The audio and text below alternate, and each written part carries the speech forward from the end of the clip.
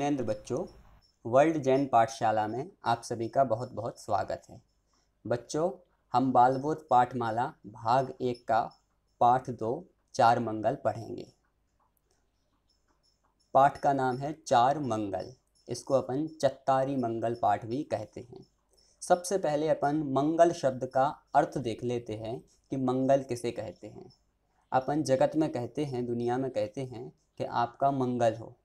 मंगल मतलब होता है कल्याण, कल्याण होना, या फिर अपन साधारण सी भाषा में देख सकते हैं तो भला होना, किसी का भी भला होना, किसी का कल्याण होना, ये मंगल कहलाता है। तो मंगल मतलब भला या फिर कल्याण। इस पाठ में चार मंगल का वर्णन किया गया है। चार मंगल मतलब भला करने वाले, कल्याण करने वाले चार व्यक्ति हैं, चार जीव हैं, जिनके मार्ग पर चल करके हमारा भला हो सकता है, कल्याण हो सकता है। तो मंगल का अर्थ है कल्याण होना। अगर अपन मंगल का अर्थ परिभाषा के रूप में देखें तो जो पापों को गलाता है और सच्चा सुख उत्पन्न करता है उसे मंगल कहते हैं। किसे कहते हैं मंगल?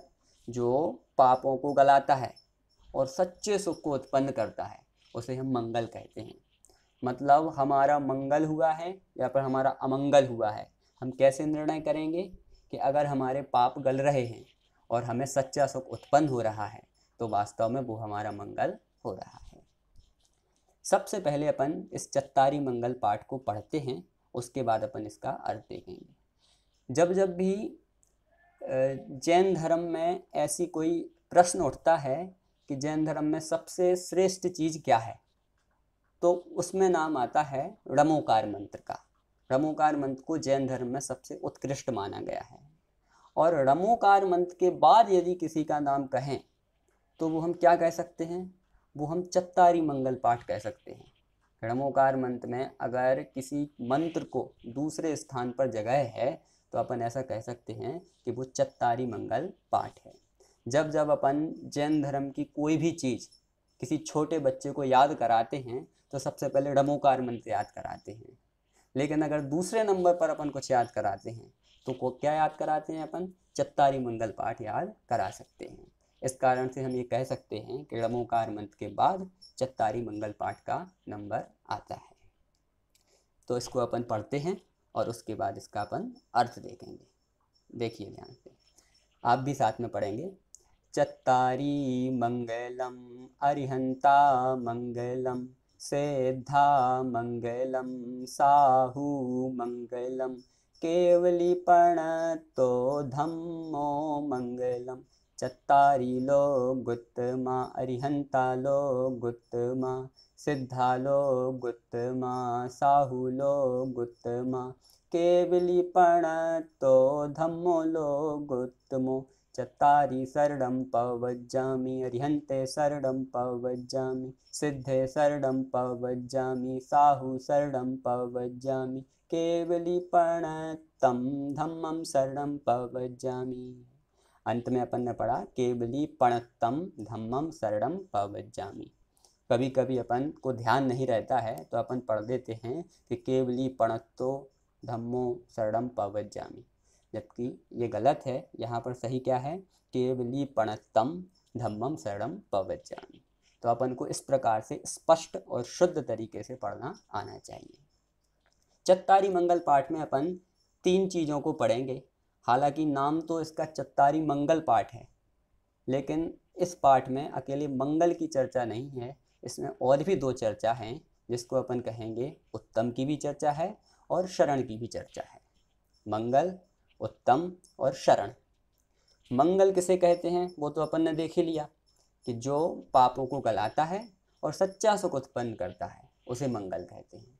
मतलब हमारा मंगल कब होगा? जब हमारे पाप गलेंगे और हमें सच्चे सुख की प्राप्ति होगी। सच्चे सुख मतलब ये इंद्रिय सुख नहीं, ये जो संसार में सुख दिखाई देता है वो सुख नहीं। सच्चा सुख मतलब अतीन्द्रिय सुख, जो वास्तविक सुख है, वो उसकी जब हमें प्राप्ति होती है तो वास्तव में वो हमारा मंगल होता है। तो जो पापों को गलाता है और सच्चे सुख को उत्पन्न करता है उसे हम मंगल कहते हैं। अब देखो अपन इसका अर्थ देखेंगे। चत्तारी मंगलम। चत्तारी मतलब होता है चार, और मंगलम मतलब होता है मंगल। मंगल कितने होते हैं? चार होते हैं। चत्तारी मतलब होता है चार और मंगलम मतलब मंगल। मंगल चार होते हैं। अब कौन कौन से होते हैं? तो आएगा चत्तारी, सॉरी, अरिहंता मंगलम। पहला मंगल कौन सा है? अरिहंता मंगलम, मतलब अरिहंत परमेष्ठी मंगल है। दूसरा सिद्धा मंगलम, मतलब सिद्ध परमेष्ठी मंगल है। दूसरे नंबर पर सिद्ध परमेष्ठी मंगल है। तीसरा साहू मंगलम, तीसरे नंबर पर साहू, साहू मतलब साधु परमेष्ठी, साधु परमेष्ठी मंगल है। और चौथा केवलीपण तो धम्मो मंगलम, मतलब केवली भगवान द्वारा बताया गया धर्म मंगल है। जो केवली भगवान ने हमें धर्म बताया है ना, कौन सा धर्म बताया? वीतराग धर्म बताया है केवली भगवान ने हमें, तो वो धर्म भी क्या है? मंगल है। मतलब कितने मंगल हैं? तो क्या बोला जाएगा? चत्तारी मंगलम, मतलब चार मंगल हैं। चार मंगल कौन कौन से हैं? तो पहला अरिहंता मंगलम, दूसरा सिद्धा मंगलम, तीसरा साहू मंगलम, चौथा केवलीपण तो धम्मो मंगलम। इस प्रकार से ये चार चीज़ें मंगल हैं।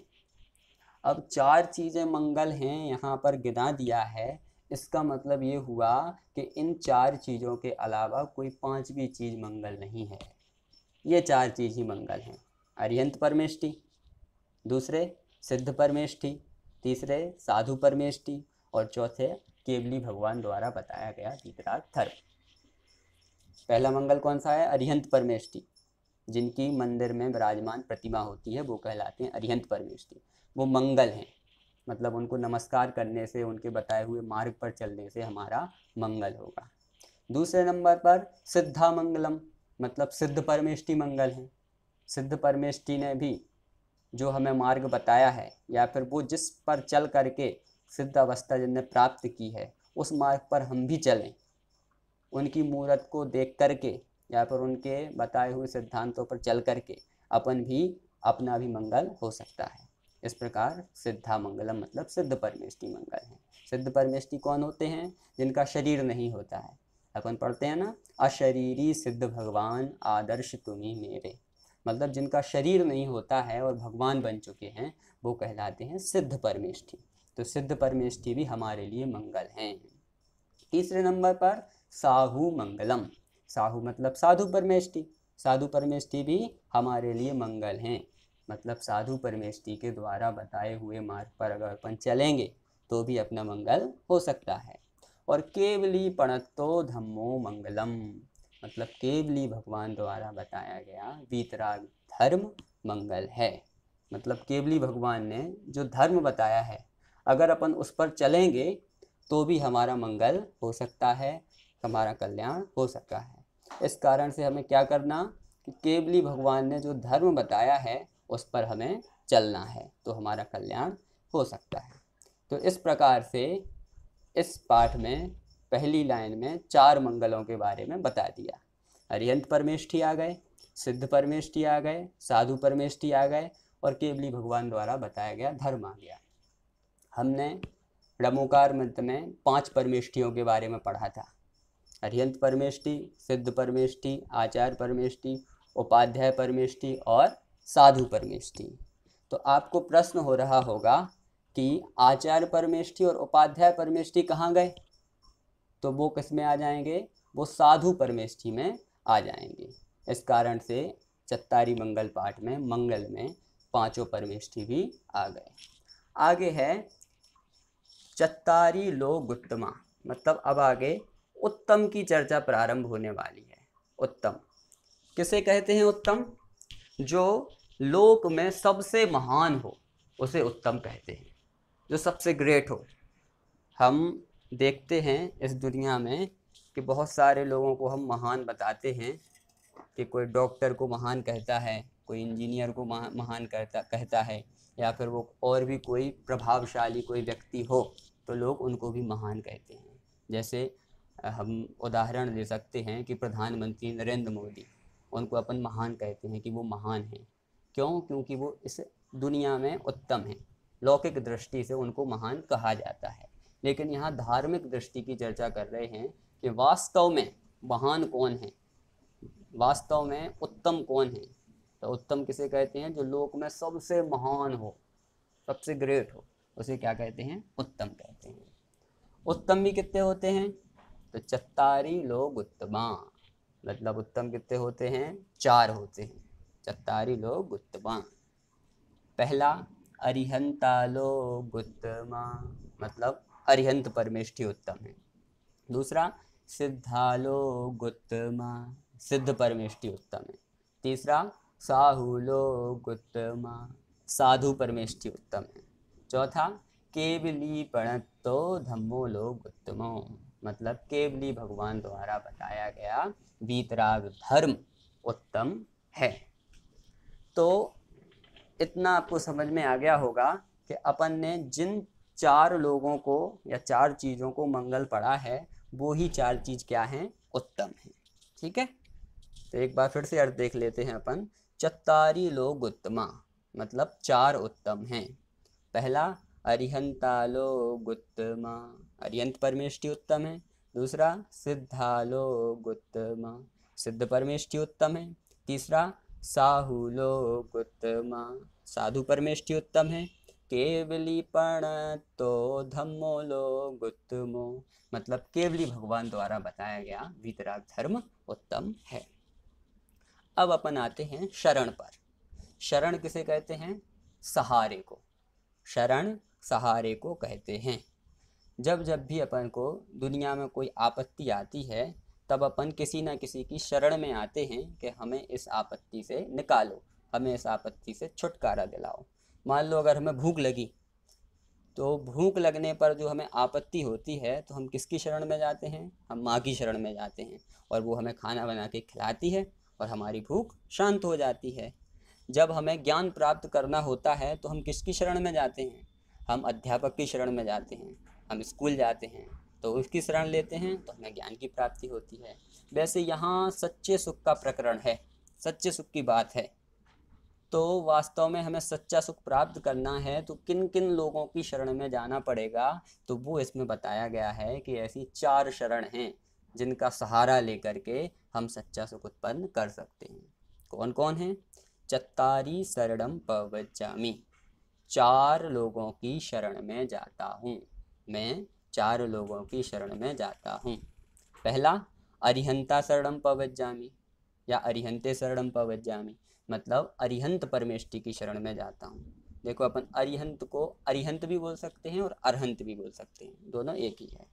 तो पहला अरिहंते शरणम पवज्जामि, मतलब अरिहंत परमेष्ठी की शरण में जाता हूँ। दूसरा सिद्धे शरणम पवज्जामि, सिद्ध परमेष्ठी की शरण में जाता हूँ। तीसरा साहु शरणम पवज्जामि, साधु परमेष्ठी की शरण में जाता हूँ। और चौथा है केवली प्रणतम धम्मम शरणम पवज्जामि, मतलब केवली भगवान द्वारा बताए हुए वीतराग धर्म की शरण में जाता हूँ। तो इस प्रकार से अपन ने चत्तारी मंगल पाठ में मंगल, उत्तम और शरण की परिभाषा पढ़ी है, और कौन कौन सी चीज़ें मंगल हैं, कौन कौन सी चीज़ें उत्तम और शरण हैं, ये भी अपन ने इसमें जाना है।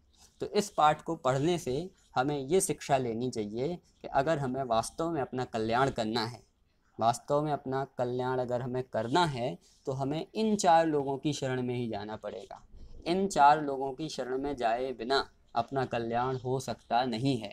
और वास्तविक कल्याण करने के लिए इन 4 लोगों के अलावा भी और किसी की शरण में जाओ तो हमारा वास्तविक कल्याण वहाँ नहीं होगा।